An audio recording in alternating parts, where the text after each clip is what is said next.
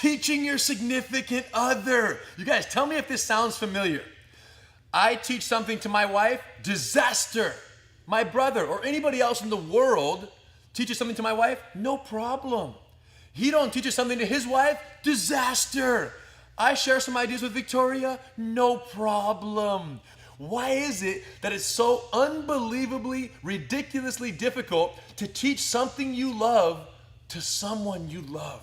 And it's one of the most common questions we get from students, from people who train all over the world, is they come to me or Henner, they say, how do I get my wife on the mat? That's what's up. How do I do this? How do I get her to train?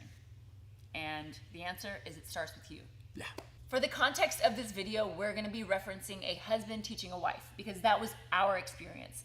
But for you, in watching this video and applying what we're gonna be talking about, you could apply this if it's a father teaching a child, or a wife teaching a husband, if the wife trained jiu-jitsu first and wants to get her husband in to train. And it doesn't matter if you're teaching your significant other in the garage, or if you train at an academy and you want to introduce your significant other at the academy, the techniques and the strategies we're going to teach you in this video are going to help you keep them on the mat for the first 6 months, the critical initial 6 months. Success secret number 1, start functional.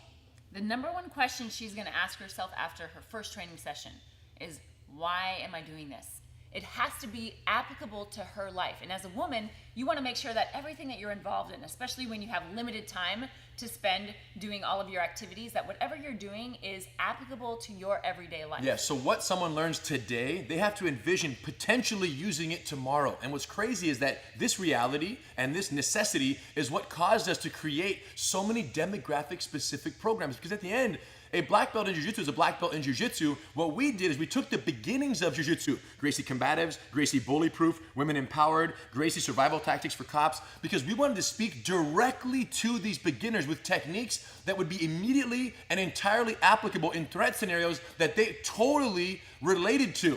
So that when they're learning something, they're saying, wow, this is amazing. I learned this today, I could use it tomorrow. And what that basically means is for someone to introduce to jiu-jitsu in the most engaging way possible, the techniques they're learning have to be functional. So when you're at home watching your Gracie breakdowns, learning a crazy new Dars choke setup, don't grab your wife, throw her on the bed and say, hey, let me try this new Dars choke setup on you. That should not be her introduction to jiu-jitsu. Because that has no immediate functionality to her. And if it's not functional, it's not fun. Success secret number 2, expect nothing, praise everything. When someone is starting jiu-jitsu for the first time, they're not already thinking about the long-term journey, about how they're gonna, their path to black belt at some point. All they're really thinking about is, am I gonna come back and do this again tomorrow? Right. Did I enjoy myself today? And do I feel proficient? And do I have potential in this skill that I just learned? And that's really what's gonna keep them coming back for more. And their determination that they have potential and that they can be proficient in this is based more on the feedback provided by you than on any other factor. So we're relying on you. Now, natural instincts, I think of someone who, the husband who cares about his wife or the significant other, and they're training them in something. Their natural instincts are gonna wanna be a little bit overbearing and correcting every single thing that you can to make sure that they're perfect at what they're doing. And conversely, the natural instincts of the person being trained, who's being introduced to this art that I know is so important to my husband, is they're gonna naturally feel vulnerable and they're naturally gonna not wanna disappoint their husband. Yeah, that's their biggest concern. So the combination of those two is a disaster. That's and that's why we're here. This is the core reason for this video, is that fundamental dynamic. So when someone does a technique, when a significant other does a technique, let's say she does it 60% correctly, 40% incorrectly. You as the teacher, trainer, husband, partner, wife, whatever, father, have a decision to make. You can focus on the 60 they did right, or you can focus on the 40 they did wrong. And if what Eve's saying about instincts is true, the natural inclination is to focus on the 40% they're doing wrong with the mindset that you want them to reach 100 because you care about them so much. But when you focus on the 40, they're gonna instantly start to associate the practice of jiu-jitsu with disappointing their significant other. And that's when you get a disaster. So many of you might be asking, well then when will they get the 40? Because eventually you will need to learn the rest and get that technique to 100%. And this is where I say, trust the system. Over time, Okay, as they continue going to class, as they continue learning the techniques, as they continue practicing day after day after day, they're gonna keep shaving off the excess errors. They're gonna keep getting better little by little. But in the beginning, it's so critical that they do a technique, you just celebrate the 60 so that when they leave that class, all they say to themselves is, wow, I have potential. I'm gonna come back tomorrow. And then if they keep coming back tomorrow, get that 40. 6 months of tomorrows means you finally get someone who is much more, you know what's a good analogy? Is the fire in the woods, Bear Grylls style. You got your little thing and you're just running it and you're making your little ember trying to create that little thing. How much work to start a fire? So much work to start and to nurture it. Yo, if that fire makes a mistake on a technique, don't talk about it. Don't worry about it. Just keep going on the 60 and keep going on the praise and keep hyping them and keep getting them excited about their potential in jiu-jitsu. And then eventually, after 4 or 5, 6 months, what happens? That little ember drops, hits the little fine little straw that you had accumulated in the jungle shavings, and then that little straw turns into some dry leaves, and then you have a little flame, then you throw some wood, and now you have a roaring blaze, you guys. She will one day become a roaring blaze.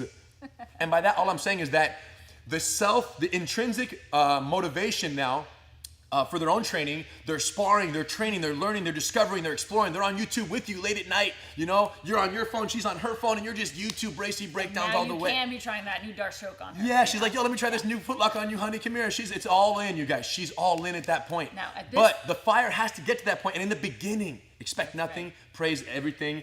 But once she's that roaring blaze and she's sparring and she's all in, it's gonna be okay. Yeah, if you let her win sometimes. Yes. Let her win a few times, you guys, especially if you want to keep things stable in the household. Number 3, grow at their pace. So major, you guys. And we were thinking about this, like how to explain this concept of the pacing of the concept, and hey, no better pace than a marathon race. So let's imagine that I'm a long-time marathon runner. I've done 15 marathons. For me, it's like shaving off seconds and minutes, and that's the competition for me. For her, she's never done a marathon. She's training for her first marathon with a group of running friends, and she's about to get down at the end of the month in her first marathon. For her, victory is simply getting into and completing the marathon, her first one, which is a reasonable victory for anyone who has ever ran a marathon for the first time.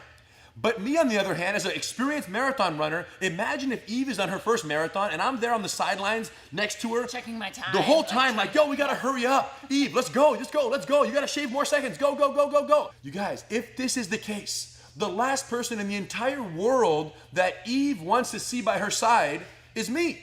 That's right. So now how this translates to training is that your definition of a successful training session might be, you know, an hour of techniques, another hour of sparring, whatever that might look like for you. Whereas for her, especially in the beginning, it's not going to be, you know, this long drawn out either sparring session or whatever it is. It might just be learn 3 different techniques, drill them a few times, and she might feel like, okay, that was enough for today. 100%. And you have to be okay with that. Yeah. Now, along those same lines, as far as pacing, is that jiu-jitsu takes a certain level of resiliency and it develops toughness, right? So in the beginning, you're like getting choked and poked and stretched, and you're like, and I'm just gonna warn you of this. In the beginning, you will experience more complaining than you will with other training partners. And that is because, first of all, it takes a little bit, again, in terms of the pace, it's gonna take a while for her to get that kind of, you know, resiliency and toughness with these situations if this isn't her normal types of activity. But all that aside, even for me, I know I complain with Henner more than I do with any other training partner. Partly because I really believe he hurts me more. He's got really sharp bones and shins and everything. So I'm always like, ow, ugh. And I know that part of me is looking at me like, seriously? You're like... Yeah, and in my mind, I'm like, yo, why is she whining more than the average student right now as we're just doing these basic techniques? Yeah, and all I really want him to say is like, oh, your finger, are you okay? And I'll be like, yeah, I'm okay. All right, let's keep going. You know? But it's just, I feel, it's true. You feel, because you trust this person so much and love this person so much, you feel like you can whine a little bit. You can complain a little bit. So don't, try not to let that frustrate you too much. And just let it kind of happen. Let it kind of happen. It'll happen in the beginning. Eventually, you know. Again, because the worst thing you can do, I found out the hard way, is that when your shin rubs into her shin and she like rolls over hysterically, the worst thing you can do is say, oh, come on, toughen up, let's just do it. Ooh, because now that little shin connection became basically a disappointment from her to me. She disappointed her loved one, and how eager is she going to be to come train the next day? Versus saying, oh, honey, I'm sorry, my shin, I accidentally put it on your shin, and then let her have her moment, and then get back in, let's go. If you're okay, we want to keep going. And really making it her thing, and now there is no judgment on that little whiny / situation. You guys, this is all in the very beginning. The bottom line is, growing at their pace means letting there be different definitions of victory at different phases of the journey, and understanding that one day, long time ago, you sucked at jiu-jitsu. I was like, 8 or 6 years old, but I remember sucking and coming in here, getting tapped out and going home and crying about it. I explained that to Hannah the other day. I forgot so long ago it was, but the reality is I sucked one day too. And the point is just to empathize with the difficulties and the challenge of that initial journey, and know that victory for her at this early phase is totally different than victory for you now to get a good training session in. And don't try to pull her into your victory, because you will lose her as quickly as you got her. That's right. There you go, you guys. Now what's crazy is that these 3 concepts start functional, because there is no fun if it's not functional in the very beginning. Expect nothing, praise everything. Focus on the 60, ignore the 40 in the beginning, and over time they'll come. And then growing at their own pace. For her, just being in the marathon is a victory. Don't rob her of that by shouting out her time every 10 steps from the sidelines. We talk about them in the context of jiu-jitsu and teaching a husband, teaching a wife, or a father teaching a child. It could be whatever it might be. But know this, these training of your significant other success secrets apply to any skill that you love, that you are trying to share with someone that you love. So hone your skills of sharing with significant others, hone them on the mat, and then apply them everywhere. And with everyone. Yes. Chances are, if you're watching this video, you have a significant other. Just based on statistics, it's probably a husband watching this video who would like to introduce his wife into the possible training of jiu-jitsu. And some of you are skeptical because the academies you train at are freaking madhouses.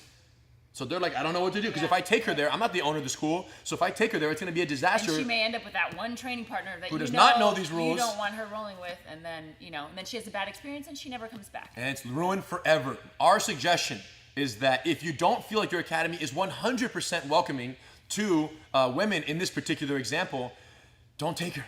Okay, get her on Gracie University, Women Empowered program, start functional, 1 lesson per day, so gradual, and just be happy to be spending that time together and have that bonding experience. And then once she builds the confidence, once Bear Grylls gets that ember to drop and the freaking roaring blaze is going down, then you bring her to the dojo. It may take months, may take years, whatever it is. When she's ready, you bring her in, and at that point, it's so much fire that if you throw something on the fire, it doesn't put it out. It actually makes it bigger. Yeah. And the one thing I will say is that all of this is so worth it. It's so worth figuring this out, because to have this, bonding experience, to have this opportunity for growth with somebody that you love so much, and to be able to share something you love so much with somebody you love so much is just such a wonderful experience. It's totally worth it. We train together every single week. We get to spar crazy. My shins are still sharp. She still whines from time to time. But guess what? I'd rather be there with her whining than anywhere else in the world. Much respect. Thanks for joining us. Share it with someone you love.